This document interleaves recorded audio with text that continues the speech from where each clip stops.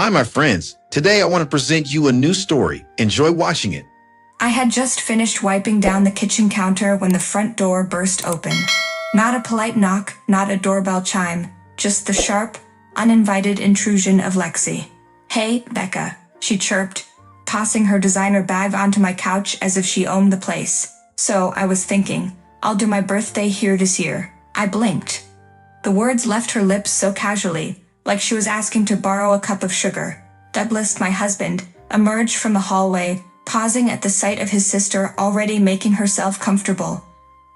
"Lexi," he said slowly. "What are you talking about?" She shot him an exaggerated eye roll. "My birthday, duh. The whole family expects it to be at a nice place, and let's be real, your house is perfect. Mine is way too small, and besides, this place just feels festive." I folded my arms. "Lexi, we already told you, we're traveling that weekend." She waved a manicured hand, dismissing me mid-sentence. "Paft, change your plans. It's just Miami, right? You guys go there all the time. One trip won't make a difference." Douglas exhaled sharply, a warning. "No, Lexi, we made these plans months ago." For a moment she said nothing, her eyes narrowing slightly. Then came the smile, that smile. The one she always used when she was about to manipulate someone into bending to her will. "Oh, come on, Dougie," she cooed, walking over to him. "It's one night. You know Mom and Dad will be there, Grandma too. And honestly, do you really want me to tell them you refused? They'll be so disappointed." There it was, the guilt trap. The oldest trick in Lexi's playbook. Douglas shot me a glance. A silent exchange. "Don't let her pull this." I took a breath. "Lexi, it's not happening. We're leaving and the house will be locked up." Her lips pursed. For a fleeting second, I saw frustration flash in her eyes before she covered it with a shrug. "Fine, whatever. I'll figure something out." She turned on her heel and strutted toward the door, her heels clicking sharply against the floor. But before she left, she paused just long enough to glance over her shoulder with a knowing smirk. Something felt off. I didn't realize it at the time, but that was the moment everything spiraled out of control. The first sign of trouble came in the form of a phone call. "Rebecca, I just got your text about hosting Lexi's birthday at your place. That's so sweet of you." Douglas' mother gushed through the receiver. I nearly dropped my coffee. "Excuse me?" "Oh, don't be modest.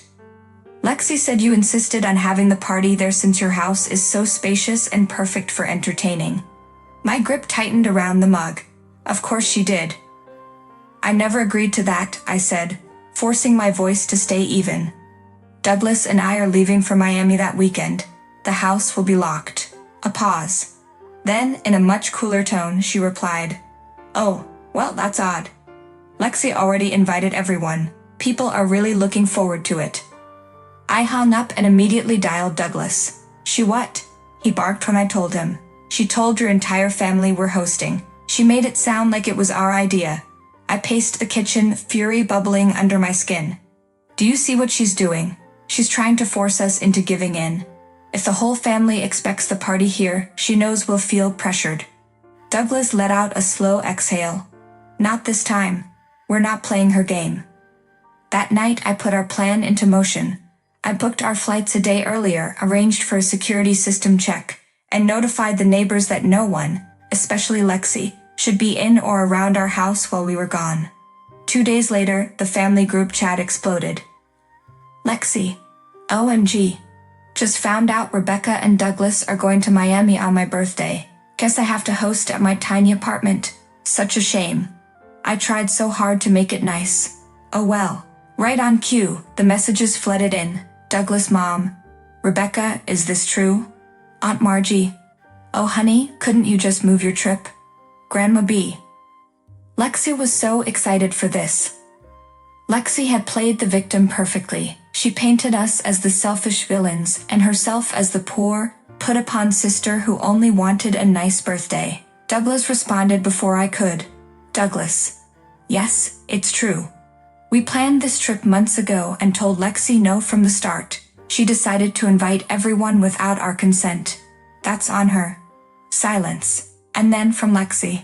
"Lexi, wow. I guess family just doesn't matter to some people." I turned to Douglas, who was shaking his head. She won't stop, I murmured. No, he agreed. But neither will we. And with that, we locked up our house, packed our bags, and boarded our flight to Miami. Little did Lexi know, her carefully constructed plans were about to crumble spectacularly. Lexi arrived at our house early on the morning of her birthday, arms full of decorations, bags of food, and an air of smug entitlement. She had no doubt in her mind that the party was still happening. Our refusal was just a minor inconvenience she had ignored. But as she stepped onto the porch and reached for the doorknob, reality hit her like a slap. The door wouldn't budge. She jiggled the handle, knocked, then knocked harder.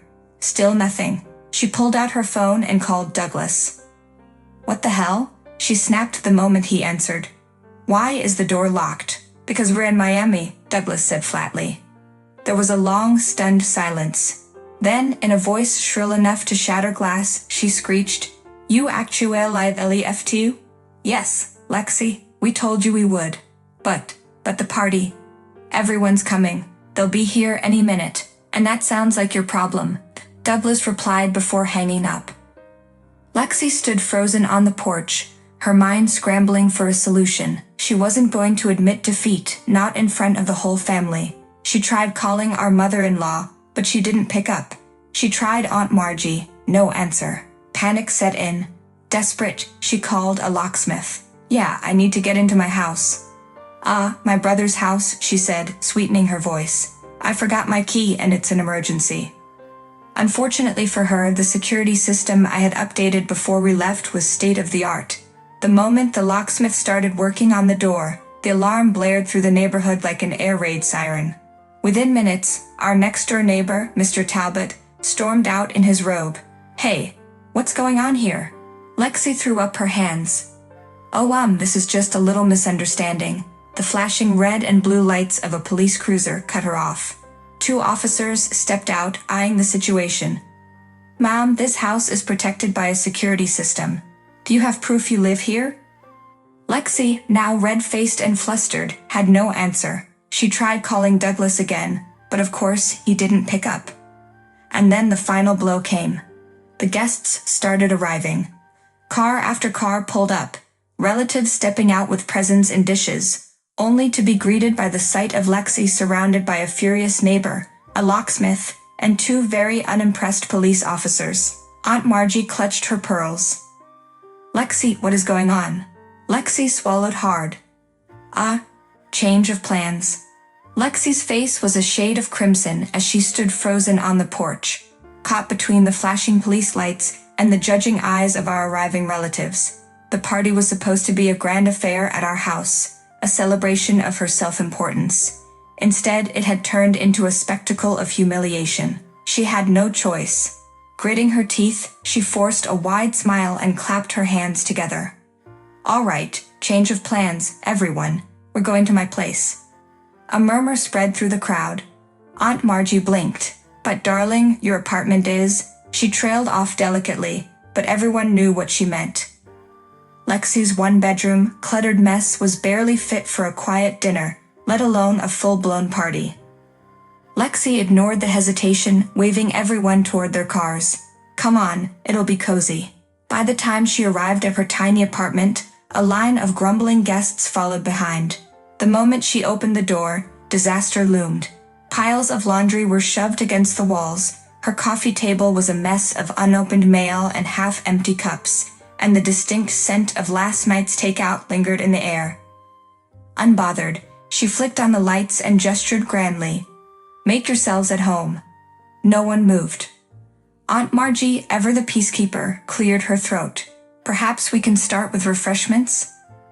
Lexi's eyes widened. The food. She had left most of it at our house. The only things she had were a half-melted cake and a sad-looking veggie tray. Yes. Drinks? She darted to the kitchen, yanking open the fridge. Her stomach dropped. A bottle of ketchup, 2 expired yogurts, and a single can of soda. Lexi inhaled sharply. Stay calm. Adapt. She grabbed the cake, placed it in the center of the table, and forced a bright smile. All right, let's sing happy birthday. The guests exchanged hesitant glances but joined in. The moment Lexi blew out the candles, the smoke alarm let out a shrill beep. BEP, BEP, BEP. Lexi's neighbor, Mr. Finnegan, banged on the wall. "Turn that thing off, Lexi." In a panic, she grabbed a dish towel and started fanning the air. But it was too late. Her dog, Spud, startled by the alarm, jumped onto the table, sending the cake flying. It landed with a splat on Aunt Margie's lap. Silence. Aunt Margie delicately picked a chunk of frosting off her dress and sighed. "Well, dear, this has certainly been memorable." One by one, the guests made their excuses and left. Within minutes, Lexi was alone, standing in the middle of her disastrous, empty apartment. She clenched her fists. That witch Rebecca did this on purpose. But the truth gnawed at her. No matter how much she blamed me, her birthday had been a catastrophe of her own making. And next year, she'd make damn sure it wouldn't happen again. We returned home late Sunday evening, the Miami sun still warm on our skin as we stepped into the cool, familiar space of our living room. I let out a contented sigh. Our house was exactly as we'd left it, undisturbed, untainted by Lexi's chaos. Or so I thought. Douglas barely had time to set the suitcases down before a sharp knock rattled the front door. I exchanged a glance with him before opening it, already suspecting who it was. Lexi stood on the porch, arms crossed, eyes blazing. "Enjoy your little vacation?" she sneered. I folded my arms. "Very much, actually. You." Her jaw twitched. "You knew what you were doing, Rebecca. You humiliated me." I raised an eyebrow. "I humiliated you? I wasn't the one trespassing, calling a locksmith, and nearly getting arrested, was I?"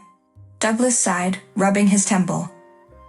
"Lexi, you shouldn't have ignored our boundaries.